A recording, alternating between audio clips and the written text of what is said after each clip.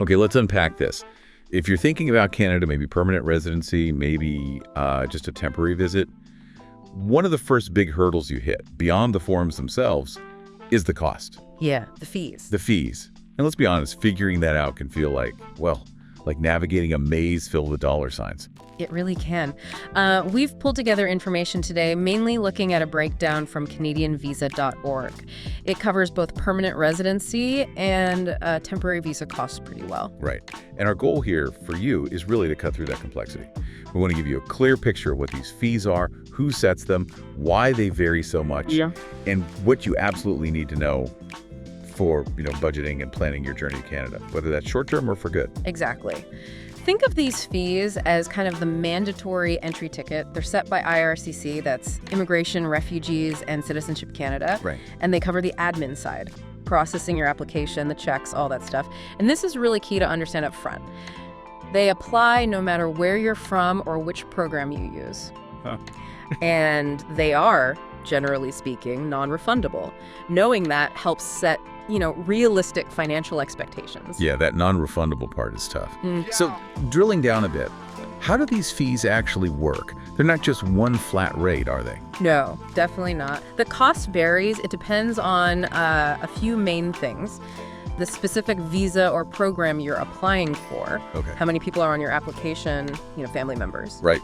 And while not government fees exactly, if you use consultants, that's another cost layer, obviously. Sure. But the main government fees are there to cover that administrative work. We talked about the processing, background checks, all the steps needed to see if you're eligible. And paying them pretty standard online, usually? Yes, usually online. Credit card is an option. Yeah. And definitely keep a copy of your payment receipt. That's crucial documentation. Good tip. Now, the reason they vary so much, it really boils down to complexity. Well, applying for permanent residency, for instance, involves a much deeper dive into your long-term potential in Canada. So, more rigorous steps like medical exams, detailed background checks, language tests, stuff that isn't always needed for a short temporary visit. Okay, that makes sense. And then you have things like business immigration programs. They add even more layers, like assessing if your business idea is viable. That complexity shows up in the fee structure. And it's worth flagging early on, isn't it, that these processing fees aren't the only potential costs? Absolutely. There are other expenses that can pop up depending on your personal situation. We'll get into those later, but yeah, it's part of the full financial picture. Okay, good. So let's really dig into the fees for permanent residents then. This is the big goal for many people, and it sounds like there are a few different fee parts here. That's right. There are several components. There's one fee that seems pretty significant paid later on. The right of permanent residence fee, RPRF. What's the deal with that one? The RPRF, yes. That fee is paid after your application has been approved, basically. Oh, okay. Think of it like confirming you're ready and able to become a permanent resident. You don't actually get PR status until this specific fee is paid up. Okay, so it's like the final confirmation payment. How much is it? The RPRF amount is $515 CAD. $515 Canadian. Got it. Are there any applicants who don't have to pay that? Or is it everyone? No, there are some important exceptions listed. Yeah. You don't pay the RPRF for dependent children if they're part of a main application or sponsorship. Okay. Also waived for a child being adopted or for orphaned relatives like a brother, sister, niece, nephew, grandchild. And protected persons, including convention refugees, are also exempt from the RPRF. Right. Is there any benefit to paying it earlier, say with the main application fees? There can be, yeah. Paying the RPRF up front with your application fees might help speed things up a little, or at least avoid delays later. If you don't pay it up front, IRCC will just contact you with instructions once your application's approved. Okay. And a key point about the RPRF. If you do pay it up front and then your application ultimately isn't approved, that RPRF portion is refunded. Oh, that's good to know, unlike the main application fees you said. Exactly. The RPRF refundability is a bit of a relief. Definitely. Okay, let's shift to those main processing fees for PR then, because those amounts really jump around depending on the category, right? Starting with business immigration. Right. So if you're looking at programs like the Quebec Business Streams, self-employed person programs, or the Startup Visa, these involve assessing your business plan and background. That contributes to the higher cost. Makes sense. And the fees for those are? For business immigration, the main applicant fee is $1,625 CAD. Wow, okay. A spouse or common law partner included on the application is $850 CAD. And for each dependent child, it's $230 CAD. That's quite a bit higher than some others. How about caregiver programs, like the live-in caregiver program or those newer pilots, home child care provider and home support worker? Yeah, for those caregiver routes, the fees are lower. The main applicant and their spouse or partner are each $570 CAD. Okay. A dependent child is $155 CAD per child.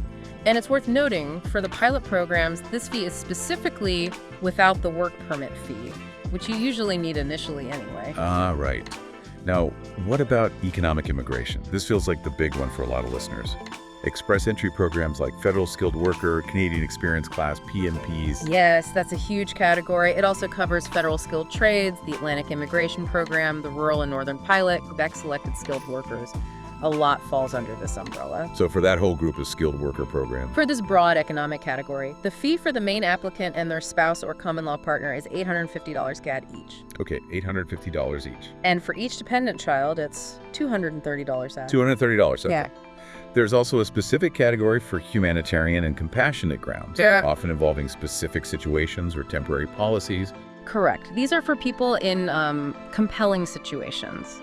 The source mentions things like the pathway for certain healthcare workers, families affected by air disasters, Hong Kong residents, the TR to PR pathway, specific cases. And the fees for those humanitarian runs. They're slightly different again.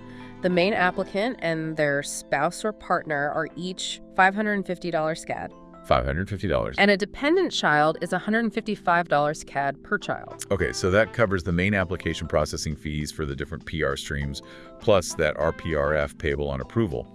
Are there other fees tied to actually having PR status once you get it? Yes, specifically related to the PR card itself. Once you become a permanent resident and you're in Canada, you get a PR card. That costs $50 CAD. $50 for the card.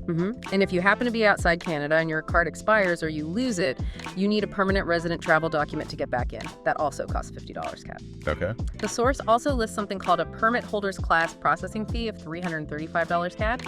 That applies to a specific, less common route to PR for certain temporary permit holders. Right. Probably not relevant for most. Okay, that's a pretty thorough look at the permanent side. But what if someone isn't ready for PR yet? Or maybe their plan is just temporary, like working or studying? Good question. That brings us to the fees for temporary resident visas and permits. They have their own cost structure, too. Let's start with the temporary resident permit. The source mentioned you might need this even with another visa. That's right. A temporary resident permit, or TRP, can allow someone who's technically inadmissible to enter or stay in Canada temporarily for a specific reason. The fee for that permit is $200 CAD per person. Okay, $200.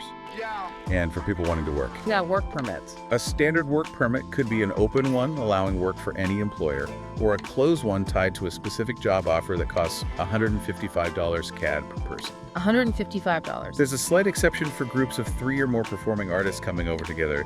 That group fee is $465 CAD. Interesting. Also, if you're applying specifically for an open work permit, there's an extra fee on top, the open work permit holder fee, which is $100 CAD. Ah, okay. So $155 plus potentially $100 for open permits. The source also highlighted something about restoring status for workers. That sounded important. Ah, yes, restoration. This catches people out sometimes, and it's costly. Yeah. If your status as a worker expires, like you forget to renew your permit on time, you might be able to restore it, but the restoration fee itself is $200 CAD. Okay. And crucially, this fee is on top of the fee for applying for a new work permit, which is at $155 CAD. Ouch. So you're looking at $355 just for that restoration process. It really shows why keeping track of expiry dates is so important. Definitely. Motivation to stay organized. What about students? Study permits. To apply for a study permit, the fee is $150 CAD. $150. And similar to work permits, if you need to restore your status as a student, there's a $200 CAD restoration fee. Same $200 restoration fee. Got it. And there's that popular option for younger folks from certain countries, International Experience Canada. Right, IEC. That covers things like the Working Holiday Visa, young professionals, international co-op internships, allows youth to travel and work.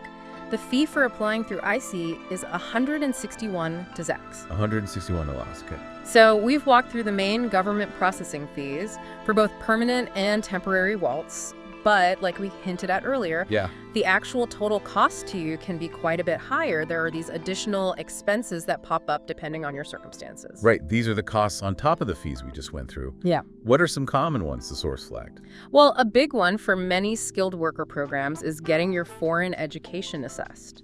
An educational credential assessment, or ECA. That costs money, depends on who does it. ECA. And proving your English or French. Absolutely vital for many programs, especially PR. You'll need to take an official language test, IELTS for English, maybe TEF for French.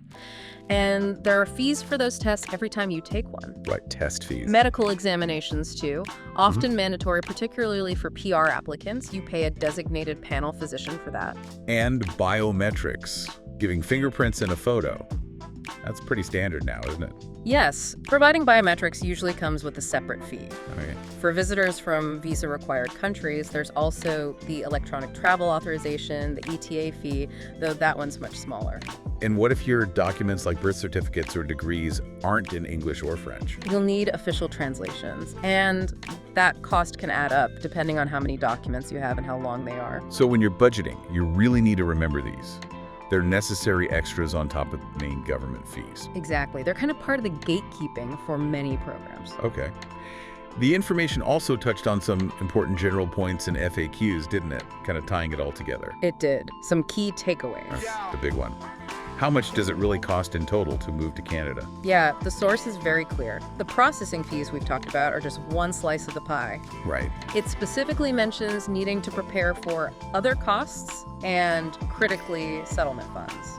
Settlement funds proof you can support yourself. Exactly. While the source doesn't give specific dollar amounts here, it stresses you must show you have enough money to support yourself and your family when you arrive. So the total cost is significantly more than just adding up the application fees. That's a huge point for anyone planning. Yeah. What about refunds? We keep saying fees are generally non-refundable, which feels risky. Yeah. Are there any cases where you might get an application fee back? Very limited ones, yes. Yeah. You might get a refund on your application processing fee if, say, your application was found incomplete. Okay. Or maybe it was received by IRCC before a program officially reopened, or after a program was already full, like it hit its quota. Timing issues. Yeah. And they note refunds can take up to 8 weeks to process. And that biometrics fee we mentioned earlier, refundable. No, the info explicitly says the biometrics fee is not refundable, period. That's important to know when you pay it. Good to know. Processing time is another massive thing people worry about. What kind of timelines are we looking at, generally? The general estimate mentioned for many applications is up to 18 months. 18 months, wow. But it also highlights that programs run through Express Entry are often much faster, estimated around 6 months typically. That's a big difference. Huge. But it's key to remember these are just estimates. Actual times can definitely change based on how busy IRCC is, policy shifts, all sorts of things. Of course. Always estimates. And finally, maybe zooming out, what makes this whole complex, costly process potentially worth it? What are the core benefits of actually getting permanent resident status? The source lists some pretty compelling ones. As a PR, you get access to important social benefits like Canada's healthcare system. You have the freedom to live, work, or study anywhere you want within Canada. You're protected under Canadian law and the Charter of Rights and Freedoms, same as a citizen. Right. And importantly, after you meet the residency requirements, you become eligible to apply for Canadian citizenship down the road. Okay. Wow. Breaking it down like that, fee by fee, category by category. It really does lay out the financial map for Canadian immigration, doesn't it? It does. We've covered the main bits. The application fees based on your path, that permanent residence fee finalizing things, the costs for temporary stays like work or study. Yeah. And those crucial extra costs like tests, medicals, translations that depend on your own situation. And looking at all those numbers might seem pretty daunting at first, but understanding them this way, piece by piece, maybe makes it feel a bit more manageable. Hopefully. For you, our listener, having this clarity is really about empowering yourself. It lets you plan effectively, budget realistically, and just approach the whole thing with more confidence, knowing what financial hurdles are coming. Absolutely. Knowing these details up front helps you weigh the investment, and it is a significant investment, not just money, but time and effort too. Sure. Weighing that against the long-term opportunities and benefits that come with making Canada your home, temporarily or permanently. It really raises that question for you to think about: how do you value the potential future you're investing all this into?